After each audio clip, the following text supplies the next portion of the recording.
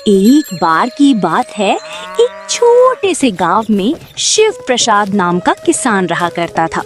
उसके पड़ोस में धर्मदास नाम का किसान भी रहता था। शिव प्रसाद और धर्मदास दोनों मेहनती थे। दोनों के पास समान खेत थे और दोनों अपने अपने खेत में बहुत मेहनत करते थे।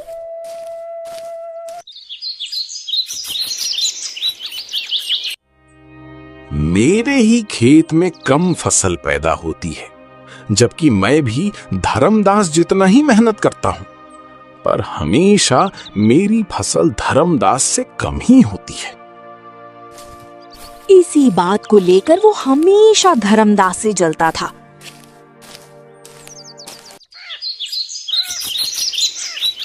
एक बार धर्मदास ने अपने खेत में कुआं खुदवाया। थोड़ा ही गहरा खोदने पर उसमें पानी लग गया। खेत में पानी आने की वजह से धर्मदास को ज्यादा फसल होने लगी। मैं भी अपने खेत में कुआं खुदवा लेता हूँ, इससे मेरी भी फसल दुगनी हो जाएगी। जब शिव प्रसाद ने अपने खेत में कुआं खुदवाया तो बहुत गहरा खोदने के बाद भी उसमें पानी नहीं निकला। ये देखकर उसे बहुत बुरा लगा। हमेशा मेरे साथ ऐसा क्यों होता है? कुआं खुदवाने के चक्कर में मेरा धन व्यर्थ हो गया। मेरी ही किस्मत इतनी खराब क्यों है? मैं जब भी कुछ अच्छा करने जाता हूँ, उल्टा ही हो जाता है। यही सोचते सोचते वो अपने घर चला गया।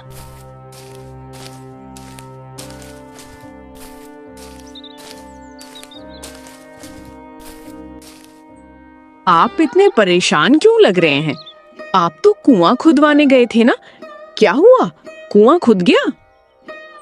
क्या बताऊं कुंती, मेरी तो किस्मत ही खराब है। मैंने इतना गहरा खोदा, फिर भी उसमें पानी नहीं निकला, और धर्मदास का कुआं थोड़ा ही गहरा था, फिर भी उसमें पानी लग गया।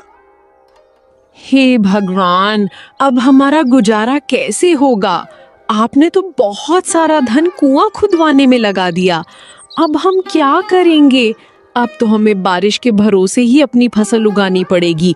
हमारे पास दूसरा कोई उपाय नहीं है। हाँ कुंती, तुम बिल्कुल ठीक कह रही हो। कुंती, मैं एक काम करता हूँ, जमींदार से थोड़े पैसे ब्याज पर लेकर आ जाता हूँ, जिससे हम फसल उगा पाएंगे। इतना कहकर शिव प्रसाद पैसे लेने के लिए जमींदार के घर की ओर निकल पड़ा।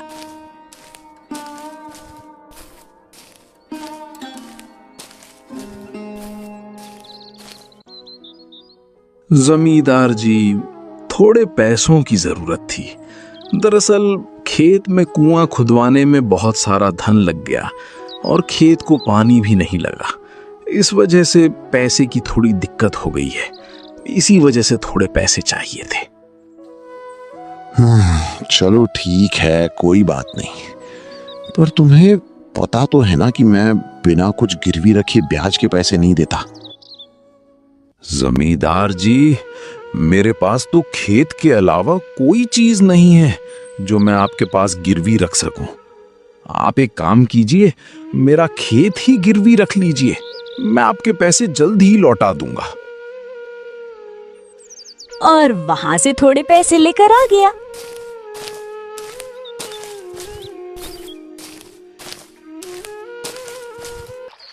ऐसे ही कुछ दिन बीत गए।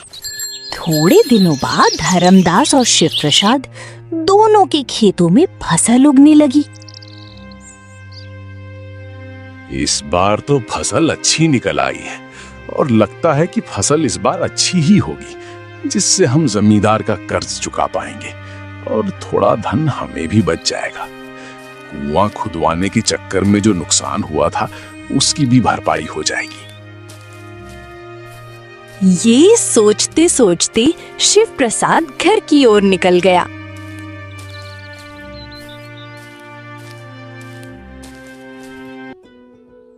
आ गई आप?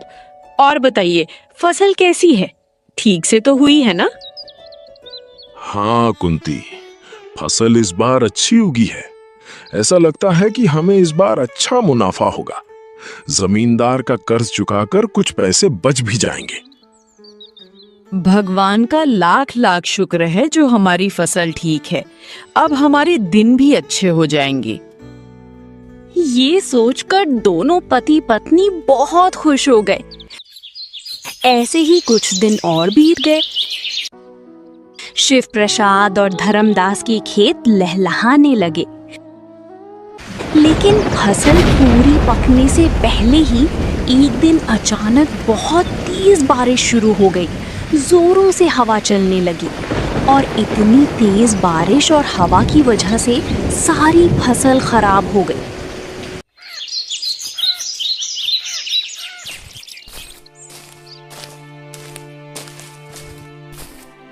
ये देखकर धर्मदास बहुत परेशान हो गया और घर चला गया।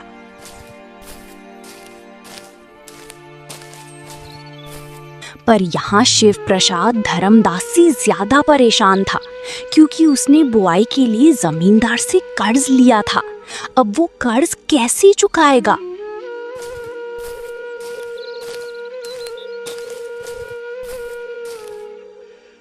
कुंती, हम बर्बाद हो गए। पूरा खेत पानी से लबालब भरा है। सारी फसल खराब हो गई। मुझे तो कुछ समझ नहीं आ रहा। अब मैं क्या करूं? अब हम जमींदार के पैसे कैसे लौटाएंगे? अजी, आप हिम्मत मत हारिए, कोई ना कोई उपाय जरूर होगा। थोड़ी हिम्मत रखिए। ऐसे ही कुछ दिन और बीत गए। एक दिन धर्मदास शिव प्रसाद के घर के सामने से गुजर रहा था। तभी शिव प्रसाद ने उसे आवाज दी। अरे धर्मदास भाई, कैसे हो? हाँ शिव प्रसाद भाई, ठीक हूँ। तुम बताओ, तुम कैसे हो? सब कुछ कैसा चल रहा है? क्या बताऊं धर्मदास भाई, पिछली बार आंधी तूफान की वजह से सारी फसल खराब हो गई और जमींदार से जो कर्ज उठाया था वो भी नहीं चुका पाया। बहुत तकलीफ में हूं। कुछ समझ में नहीं आ रहा कि क्या करूं। और तुम कहां जा रहे हो? अरे शिव प्रसाद भाई, मेरा भी बहुत नुकसान हो गया। इतनी अच्छी फसल आई थी, सब की सब खराब हो गई। बहुत नुकसान हो गया। अभी फिर से बुआई करने जा रहा हूँ। अब सब भगवान के ऊपर छोड़ देता हूँ। अगर भगवान की कृपा रही तो इस बार फसल अच्छी होगी। इतना कहकर धर्मदास खेत की ओर निकल गया। धर्मदास के जाने के बाद शिव प्रसाद सोचने लगा। अरे चलो, अच्छा हुआ। मेरी तो फसल इतनी ज्यादा नहीं थी। हर बार की तरह धर्मदास की फसल मुझसे ज्यादा ही होने वाली थी, यानी कि उसका ज्यादा नुकसान हुआ है।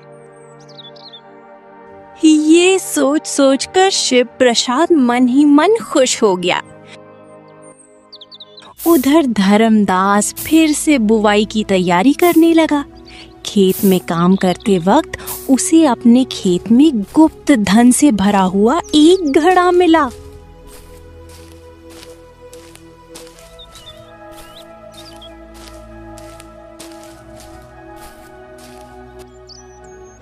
अरे शिव प्रसाद, तुमने सुना? वो अपना धर्मदास भाई है ना, उसके खेत में एक सोने का घड़ा मिला है। उसकी तो किस्मत ही चमक गई। सच में धर्मदास तो बहुत नसीब वाला निकला। शिव प्रसाद को ये सुनकर बहुत जलन होती है। उसे बहुत गुस्सा आता है और वो गुस्से में घर चला जाता है।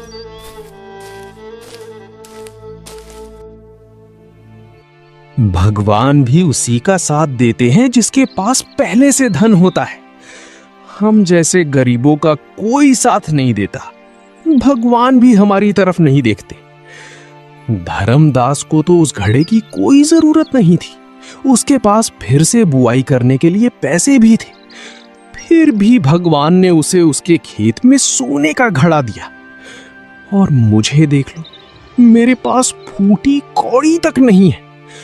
जमींदार से कर्ज लेकर फिर से बुआई की थी, लेकिन वो भी सारी फसल बर्बाद हो गई। सोने का घड़ा उसे नहीं, मुझे मिलना चाहिए था। मुझे उसकी ज्यादा जरूरत थी। फिर भी भगवान ने मेरे लिए सोचा तक नहीं। सुनिए जी, क्या अकेले में बड़बड़ा रहे हो? आपको पता है धर्मदास भाई है ना, उनके खेत में सोने का घोड़ा मिला है। हाँ हाँ, मुझे पता है। कुंती, जले पर नमक क्यों छिड़क रही हो? मैं जानता हूं कि सोने का घड़ा मिला है। बार बार कहने की जरूरत नहीं, पूरे गांव को पता है। अच्छा, मुझे लगा आपको नहीं पता होगा। खैर छोड़िए। देखिए ना, उनके नसीब कितनी अच्छे हैं। अब तो धर्मदास की पत्नी बहुत इतरा के चलेगी। अब वे पैसे वाले जो हो गए हैं। सुना है उसी घड़ी में इतना सोना मिला है कि हमारे पूरी गांव में भी किसी के पास उतना सोना नहीं है। अब तो धर्मदास भैया बहुत अमीर बन जाएंगे। काश वो घड़ा हमारे खेत में मिल जाता तो कितना अच्छा होता। हम गांव में सबसे अमीर बन जाते। जागते हुए सपने मत देखो कुंती, हमारा नसीब ही खराब है। वो घड़ा सच में हमें मिलना चाहिए था, लेकिन धर्मदास को मिला जबकि उसे उसकी इतनी जरूरत नहीं थी। उसे घड़े की हमें सबसे ज्यादा जरूरत थी। फिर भी भगवान ने हमारे साथ ऐसा किया। आज हमारे घर में खाने तक को दाना नहीं है और उसे सोने के घड़े मिल रहे हैं। इससे बुरी बात और क्या हो सकती है? जी, आप बिल्कुल सही कह रहे हैं, लेकिन अब हम क्या करें? फिर से बुआई करने के लिए हमारे पास पैसे भी नहीं हैं। जो भी पैसे थे सब खर्च हो गए। अब हमारे पास तो कोई रास्ता ही नहीं है। आपने कुछ सोचा है? क्या सोचूं कुंती, मुझे तो कुछ समझ में ही नहीं आ रहा। ऊपर से धर्मदास के बारे में सोच सोचकर मेरा दिमाग खराब हो रहा है। अब नसीब को कोसने के अलावा और कर भी क्या सकते हैं? तभी उनके घर एक साधु बाबा आते हैं।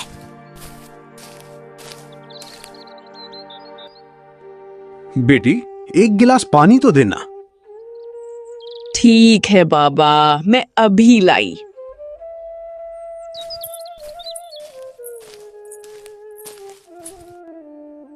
क्या हुआ बेटे, बहुत परेशान दिखाई दे रहे हो? बताकर क्या करूं बाबा, आप थोड़ी मेरी परेशानी का हल निकाल सकते हो। मेरा तो नसीब ही खराब है। किसी और से क्या कहना जब हमारे नसीब में ही खोट हो। ऐसी बात नहीं है बेटा, तुम मुझे अपनी परेशानी तो बताओ। मुझे जो बन पड़ेगा मैं जरूर करूंगा। शिव प्रसाद बाबा को अपनी सारी परेशानियां बताता है। फिर बाबा उसे कहते हैं, चिंता मत करो बेटे, मेरे पास तुम्हारी हर समस्या का हल है। मैं तुम्हारी सारी गरीबी मिटा सकता हूं। मैं तुम्हें ऐसा वरदान दूंगा कि तुम्हारी सारी समस्याओं का समाधान हो जाएगा। तुम जो चाहोगे, जो मांगोगे, सब कुछ तुम्हें मिलेगा। सच में बाबा, ऐसा हो सकता है? बाबा, फिर जल्दी से मुझे वो वरदान दे दो कि मैं सब कुछ पा सकूं। मैं इस गांव का सबसे अमीर आदमी बनना चाहता हूं। बाबा कृपा कीजिए, मुझे वो वरदान दे दीजिए। मैं जिंदगी भर आपके चरण धोता रहूंगा। बाबा मुझ पर कृपा कर दीजिए। कृपा तो होगी बेटा, लेकिन उसके लिए एक शर्त है जो तुम्हें माननी पड़ेगी। अगर वो शर्त तुम मान लो तो ही वो वरदान मैं तुम्हें दे सकता हूं, अन्यथा नहीं। उसके बदले में मैं आपकी सारी शर्तें मानने के लिए तैयार हूं। बाबा आप बस बोलिए, मैं मना नहीं करूंगा। मुझे आपकी सारी शर्तें मंजूर हैं। आप बस मुझे वो वरदान दे दीजिए। पहले मेरी शर्त तो जान लो बेटा। शर्त यह है कि तुम जो कुछ भी मांगोगे तुम्हें मिलेगा। चाहे तुम कुछ भी मांगो, तुम्हें सब कुछ मिलेगा।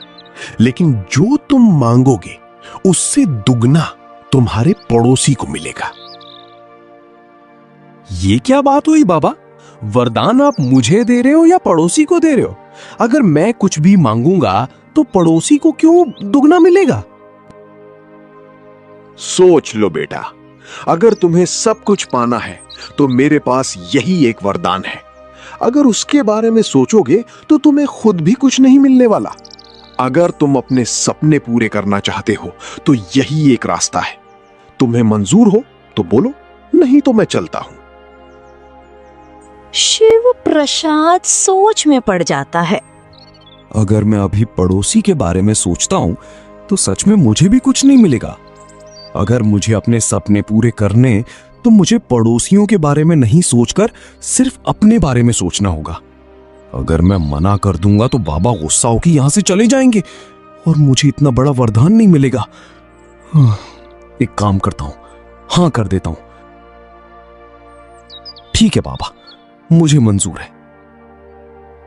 ठीक है बेटा, आज से तुम जो कुछ भी मांगोगे तुम्हें सब कुछ मिलेगा। तथास्तु। ऐसा बोलकर बाबा वहां से चले जाते। फिर कुंती और शिव प्रसाद बहुत ही ज्यादा खुश हो जाते हैं। ये तो कमाल हो गया। आप तो बेकार में ही अपने नसीब को कोस रहे थे। देखो, आखिर भगवान ने हमारी तरफ देख ही लिया। ऐसा लग रहा है जैसे कोई बाबा नहीं, साक्षात भगवान ही आए थे हमें वरदान देने। अब हम जो चाहे वो पा सकते हैं। अब हमारी सारी गरीबी मिट जाएगी। हाँ कुंती, तुम सच कह रही हो। अब सब कुछ ठीक हो जाएगा। अरे हम तो वरदान की खुशी में मांगना ही भूल गए। पहले देख तो लो वरदान काम करता भी है या नहीं। कुछ मांग कर तो देखो। अरे हाँ। कुंती, मैं तो भूल ही गया। कुंती, हमारी फसल खराब हो गई थी ना, इसलिए मैं फसल के बारे में ही मांगता हूं। हे भगवान, मुझे इस बार इतनी फसल देना कि पूरे गांव में मेरे जितनी फसल किसी के पास ना हो। अब देखते हैं कुंती कि इस बार किसको कितनी फसल होती है।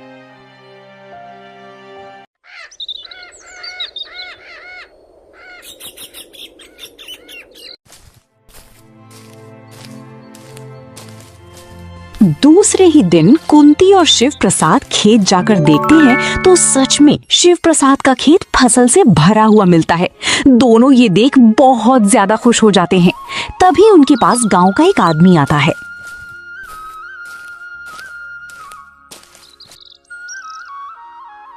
अरे शिव प्रसाद, ये तो चमत्कार हो गया। तुम्हारी फसल तो देखो, तुम्हारी भी इतनी अच्छी फसल आई है। तुम्हारी भी का क्या मतलब है? और किसकी फसल अच्छी आई है?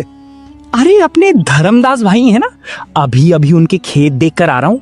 तुम्हारी खेत से दुगुनी फसल है। मैं तो हैरान हूँ, इतने कम समय में ये कैसे हो सकता है? तुम दोनों की फसलें एक जैसी कैसे आ सकती हैं? शिव प्रसाद को ये सुन बहुत गुस्सा आता है। उसे वरदान याद आता है। कुंती, ये तो कोई बात नहीं हुई। मेहनत हम करें और फल धर्मदास को दुगना मिल रहा है। हमसे दुगुनी फसल उसे हो गई, जबकि उसे तो कोई ऐसा वरदान भी नहीं मिला था। ये सब मेरी वजह से हुआ है। मेरी वजह से धर्मदास को दुगनी फसल मिल रही है। ये तो बहुत बुरी बात है। अब क्या कर सकते हैं, वरदान ही ऐसा मिला है। अगर आप धर्मदास के बारे में सोचेंगे तो हमारे भी अच्छे दिन कभी नहीं आएंगे। आप कुछ भी मांगोगे तो धर्मदास को दुगना ही मिलने वाला है। अब उसके बारे में सोचना बंद कर दो, खुद के बारे में सोचो। देखिए ना कितनी अच्छी फसल हुई है। इतनी फसल तो हमें इतने सालों में कभी नहीं हुई। अब हम इस फसल को बेचकर जमींदार के पैसे लौटा सकते हैं। अब हमारे ऊपर कोई कर्जा नहीं रहेगा। हाँ कुंती, तुम सही कह रही हो। मुझे धर्मदास के बारे में इतना नहीं सोचना चाहिए। उधर गांव वाले धर्मदास के खेत की चर्चा कर रहे होते हैं। अरे धर्मदास, क्या जादू कर दिया भाई। ये तो कमाल ही हो गया। इतनी सारी फसल, इतनी फसल तो हमारे पूरे गांव में किसी के नहीं है। तुम्हारी तो किस्मत ही चमक गई। तू तो बहुत नसीब वाला है भाई। हाँ भाई, सच में ईश्वर की बड़ी कृपा है। मैं तो सोच भी नहीं सकता था कि मुझे इतनी अच्छी फसल होगी, और वो भी इतनी जल्दी। मेरे लिए भी ये चमत्कार से कम नहीं है। शिव प्रसाद वहां खड़े होकर सारी बातें सुनता है, फिर गुस्से से घर चला जाता है और घर जाकर निराश होकर बैठ जाता है। अभी क्या धर्मदास की फसल को देखकर इतना निराश हो रहे हैं? आप तो भूल ही गए कि आपको कितना बड़ा वरदान मिला है। हम जो चाहें वो पा सकते हैं। आप उसकी ओर ध्यान देना छोड़िए। मैं तो कहती हूँ आप अपने लिए एक बड़ा सा घर मांग लीजिए। देखिए ना, हम कितने छोटे से घर में रह रहे हैं। हाँ कुंती, शायद तुम ठीक कह रही हो। मैं हमारे लिए एक बड़ा घर मांग लेता हूँ। हे भगवान, मुझे एक बड़ा सा घर दे दो। तभी देखते ही देखते चमत्कार हो जाता है और शिव प्रसाद का छोटा सा घर एक बड़े से घर में बदल जाता है। तभी जोर से पड़ोसी की आवाज आती है। इतनी ज्यादा तेज आवाज सुनकर शिव प्रसाद बाहर जाकर देखता है तो बहुत भीड़ लगी होती है। वो देखता है कि धर्मदास का घर शिव प्रसाद से भी बड़ा हो चुका है। सारा गांव वहां इकट्ठा हो जाता है और धर्मदास की घर की प्रशंसा करने लगता है। धर्मदास का इतना बड़ा घर देखने के बाद शिव प्रसाद के घर की ओर कोई ध्यान भी नहीं देता। हमारे घर की ओर तो किसी का ध्यान ही नहीं जा रहा। सारे लोग धर्मदास का घर देखने के लिए उतावले हो रहे और उसके घर की ओर भागे चले जा रहे।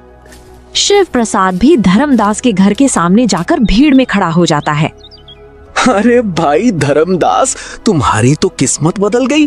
भाई इतना बड़ा घर, ये चमत्कार कैसे हुआ? तुम तो पूरे गांव में अमीर हो गए हो। अरे भाई, ऐसी कोई खास बात नहीं है। मैं भगवान का बहुत बड़ा भक्त हूँ। शायद इसीलिए उन्होंने खुश होकर मुझ पर कृपा की है। ये सब मेरे कर्मों का फल है।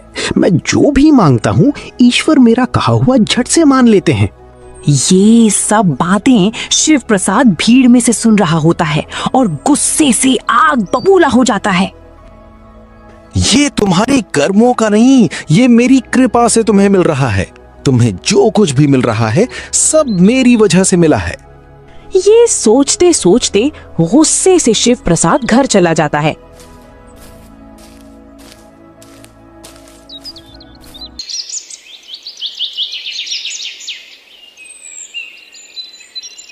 ऐसे ही कुछ दिन बीत जाते हैं।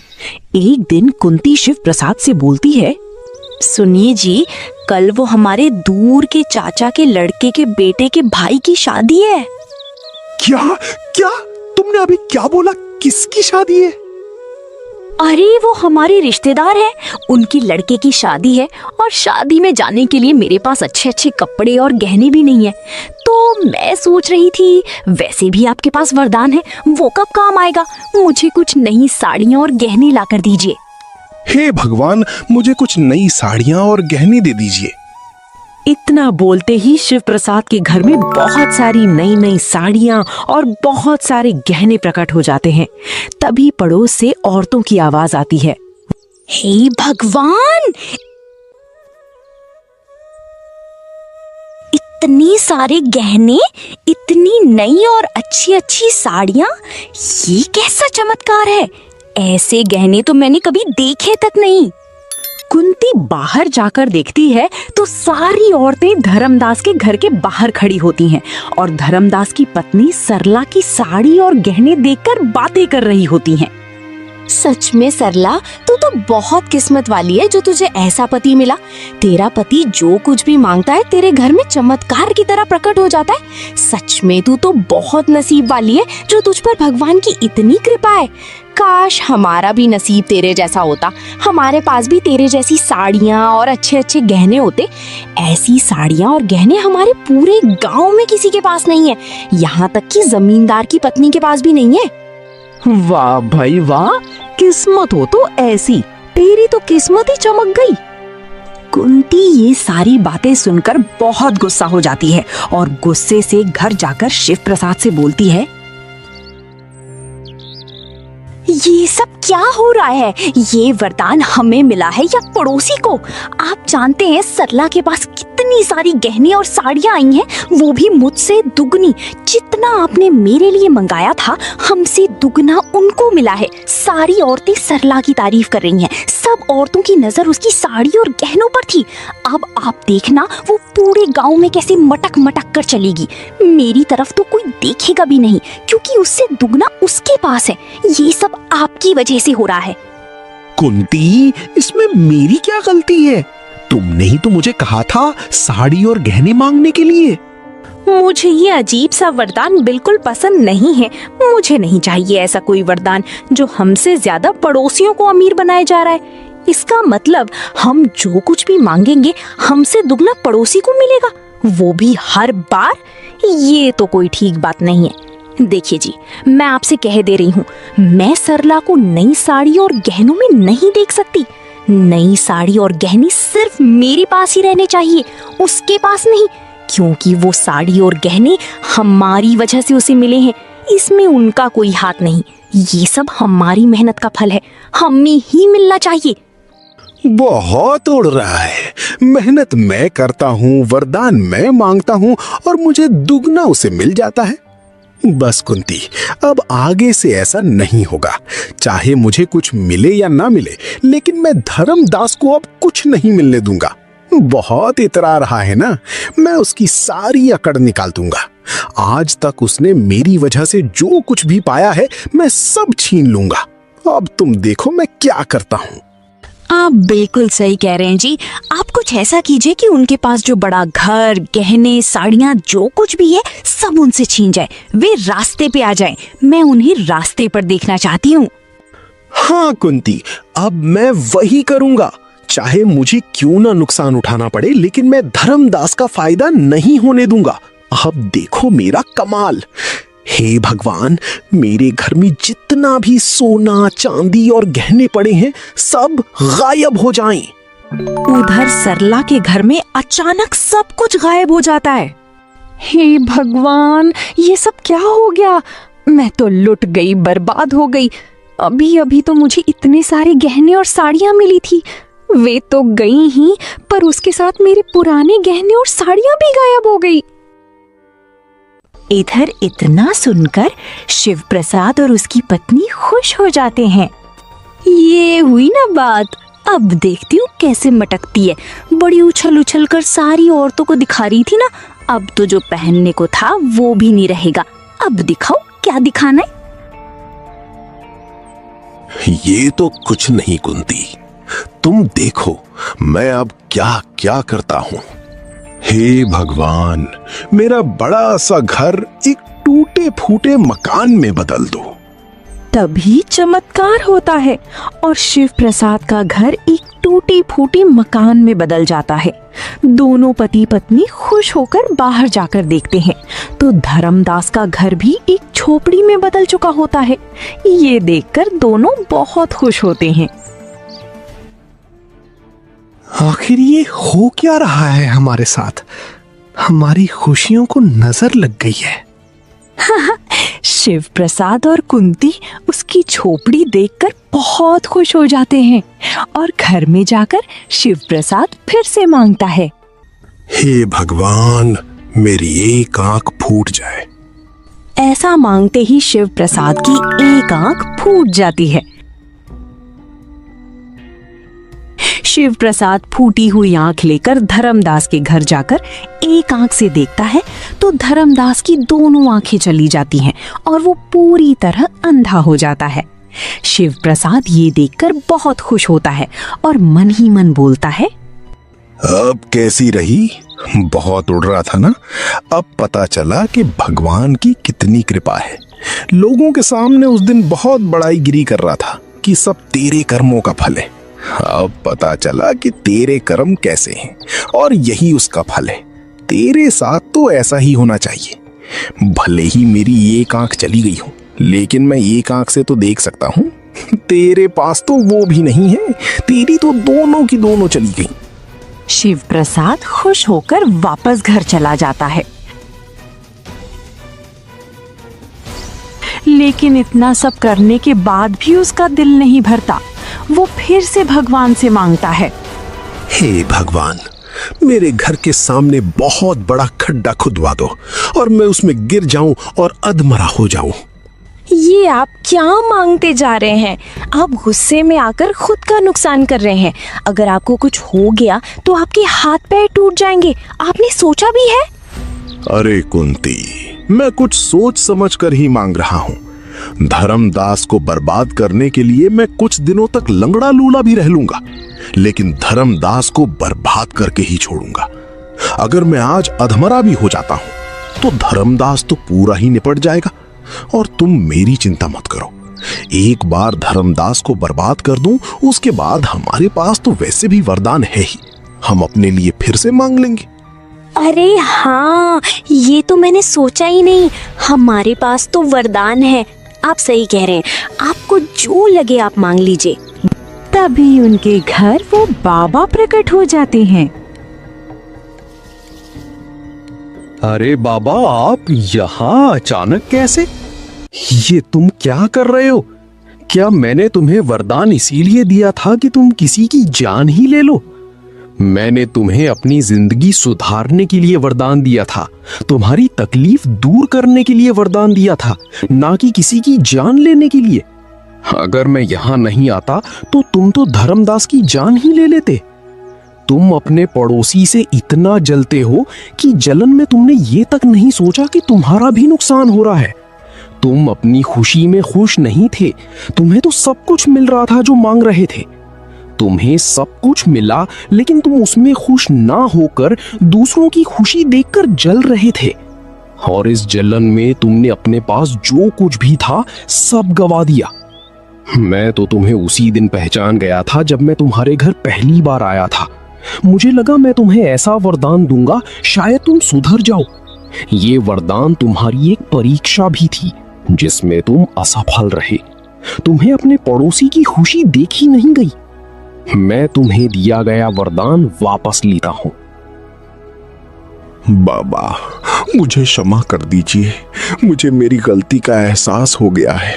मैं जलन में इतना अंधा हो गया था कि मुझे समझ ही नहीं आया कि मैं क्या कर रहा हूँ।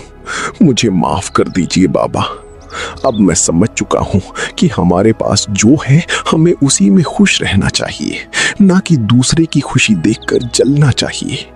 अब मैं जान चुका हूँ बाबा, अब मैं जान चुका हूँ कि हमें जो मिलता है वो हमारे कर्मों के हिसाब से ही मिलता है और हमें उसे स्वीकार कर लेना चाहिए और उसी में खुश रहना चाहिए। बाबा, कृपा कीजिए और सब कुछ पहले जैसा ही कर दीजिए। ठीक है, अगर तुम्हें अपनी गलती का एहसास हो चुका है तो मैं सब कुछ पहले जैसा ही कर देता हूँ। अब तुम्हारे पास कोई वरदान नहीं होगा। अब तुम जैसा जीवन जी रहे थे वैसा ही जियो। और अगर तुम्हें आगे बढ़ना है, सब कुछ पाना है, सफलता पानी है, तो मेहनत करो और आगे बढ़ो। बाबा के आशीर्वाद से सब कुछ पहले जैसा हो जाता है। शिव प्रसाद को अपनी गलती का एहसास हो जाता है और वो जलन छोड़कर मेहनत के रास्ते पर चलने का निर्णय लेता है। वहीं धर्मदास भी अपने जीवन में पहले की तरह खुशहाल रहने लगता है। दूसरों की खुशी और तरक्की से जलने वाला इंसान सबसे ज्यादा नुकसान खुद का करता है। हमें जो मिला है उसमें संतुष्ट रहकर मेहनत करनी चाहिए। ईर्ष्या और लालच इंसान की सोच को अंधा बना देते हैं, जबकि मेहनत, संतोष और अच्छे कर्म जीवन में सच्ची सफलता दिलाते हैं। दूसरों को गिराने की कोशिश करने के बजाय खुद को आगे बढ़ाने पर ध्यान देना चाहिए।